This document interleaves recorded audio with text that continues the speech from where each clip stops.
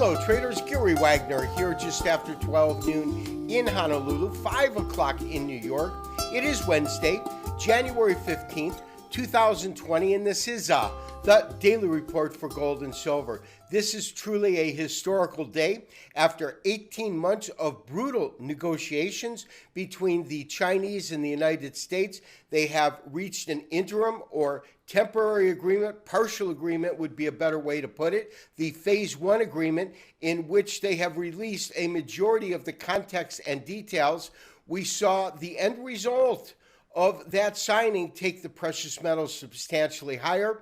U.S. equities higher, but in terms of the S&P and the NASDAQ, which moved really to the upside to new record territory, closed in essence unchanged. The Dow, however, closed at a new record high along with palladium. Let's take a look at our current pricing and then to our charts.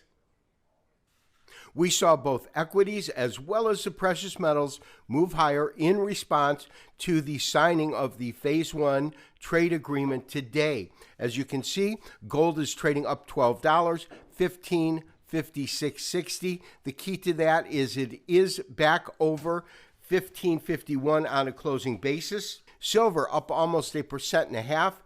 Back over $18, but just by a half a cent, $18.50. Platinum up 4% on the day today. Most importantly, over $1,000 again after factoring in the $40 rise at $1,027. And of course, palladium, it's getting to be like a broken record, continues to move to all-time record highs on a daily basis, $21.7640, a $53 rise today.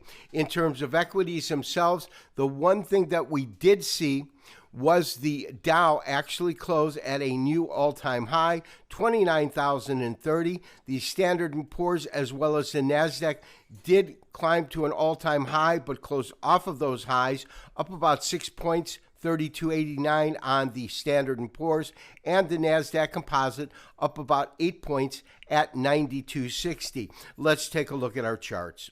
Traders, there is no doubt that today's move was a substantial move, up $12, $15.5660. The real level that we would want to see taken out on a closing basis has got to be last year's high. That, of course, comes in at roughly $15.62 to 65. Nonetheless, we did see the market kind of bounce back up, but we want to see if this is something like an A, a B, and then a C. Those would be a subcount to this A wave that I believe we are currently in. Of course, only time will tell if that's how this particular sell-off unfolds. Now, we've been talking about different models in the ways that we could see this correction evolve. And while it is still early, we've talked about simple ABC corrections, but then there is always the compression triangle. And the compression triangle, of course, would be based upon a narrowing range and the fact that it had a series of lower highs, a series of higher lows, and as it approached the apex, would build energy. That energy, of course, would be released, and it would be released when prices hit the apex of the triangle. Typically, as we've spoken about, we would see market prices move to the prevalent trend direction. When we look at the big picture, it is certainly up.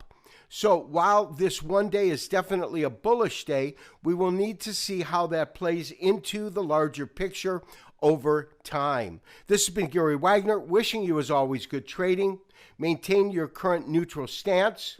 We will talk to you tomorrow for the next daily update and review. Bye-bye.